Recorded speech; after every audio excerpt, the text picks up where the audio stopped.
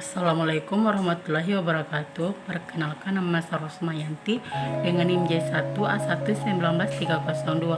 Baik, di sini saya akan menjelaskan yang dimana penyakit demam berdarah dengue. Demam berdarah dengue merupakan penyakit yang ditularkan oleh nyamuk Aedes aegypti. Infeksi DBD diakibatkan oleh virus dengue. Penyakit demam berdarah dengue adalah penyakit menular yang disebabkan oleh nyamuk Aedes aegypti.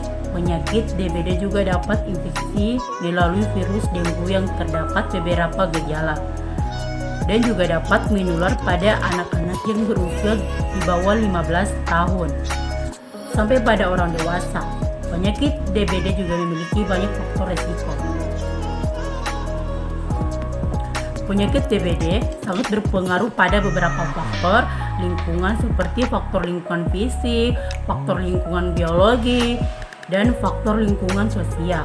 Penyakit tersebut dapat berpengaruh oleh cuaca pada musim hujan yang dapat membuat genangan air yang akan menjadi tempat berkembang biaknya nyamuk Aedes aegypti, dan pada suhu udara yang terdapat berpengaruh terhadap terjadinya penyakit demam berdarah dengue.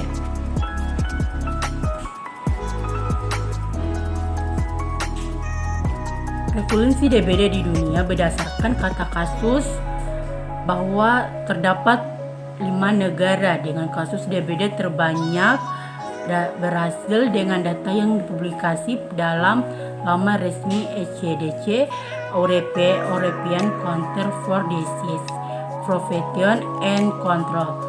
Kasus demam berdarah di Brasil merupakan yang tertinggi sepanjang 2021. Total ada 916 sampai 096 kasus di negara tersebut. Di India juga masuk ke dalam daftar negara yang kasus DBD tertinggal, yakni 123 kasus pada 2021. Meskipun demikian, angka ini sudah sangat terendah dibandingkan dengan tahun 2019 yang menyentuh angka 200.000 kasus. Tingkat kematian per 100 kasus yang sangat rendah, yakni sebesar 0,1% sepanjang 2021. Di Vietnam mencatat 6.068 sampai 268 kasus DBD. Beberapa kota dengan jumlah kematian tertinggi adalah Donai, Bindau, Huyen, Bintun, Sotran, dan Ho Chi Minh.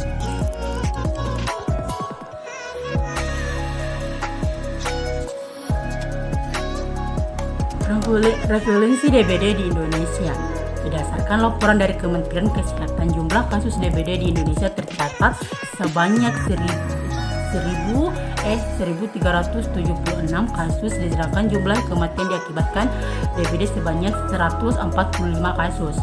Sepanjang Januari 2022, Kementerian Kesehatan mencatat bahwa ada 313 kasus DBD di Indonesia.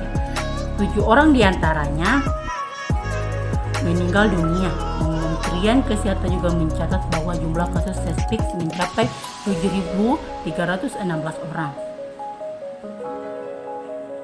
Penyebab DBD. Demam berdarah disebabkan oleh salah satu dari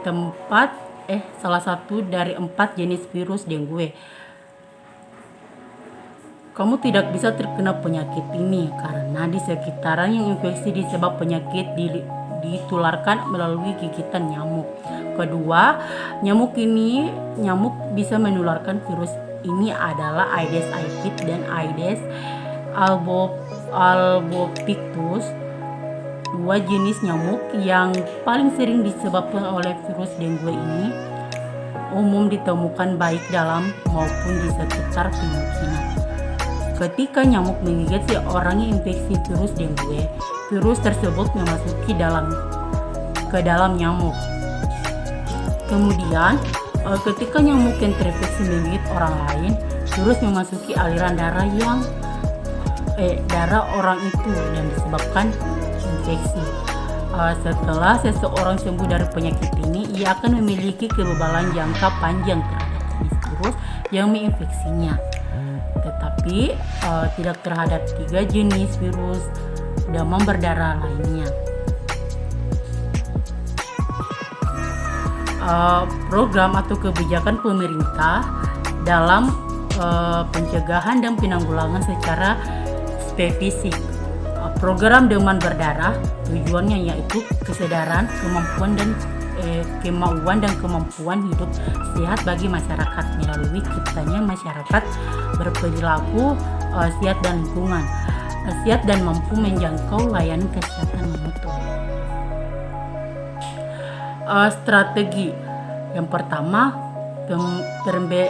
pemberdayaan masyarakat, kedua kementerian, ketiga profesionalisme pengelola program, keempat desentralisasi, kelima pembangunan kawasan inklusi.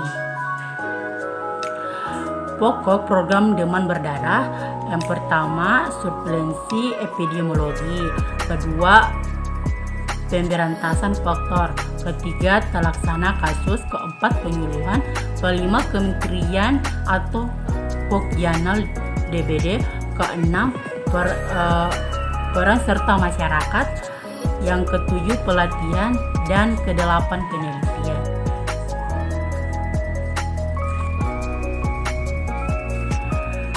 Deklarasi nasional dalam pengendalian DBD dalam pengendalian yang pertama meningkatkan mutu SDM mutu lebih mampu mengatasi permasalahan demam berdarah.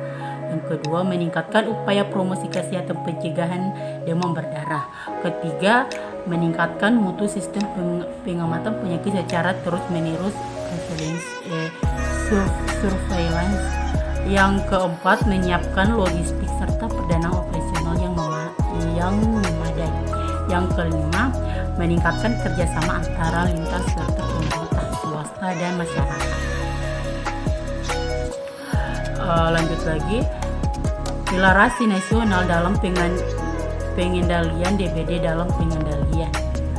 Yang keenam, mengembangkan wilayah bebas jentik di baik institusi pemerintah dan masyarakat, terutama di lingkungan sekolah, di tempat-tempat umum dan lainnya. Yang ketujuh, menggerakkan PSM melalui lembaga pendidikan, Karang Taruna, Pramuka, dan PPK untuk lebih aktif dan tanggap terhadap demam berdarah. Yang kedelapan, meningkatkan peran pusat dan pengendalian demam berdarah. Yang kesembilan, melakukan revitalisasi kelompok kerja operasional Pokjanal demam berdarah di berbagai tingkat baik pusat, provinsi, dan kabupaten kota. Dan ke-10, membuat regulasi daerah untuk pencegahan dan pengendalian demam berdarah.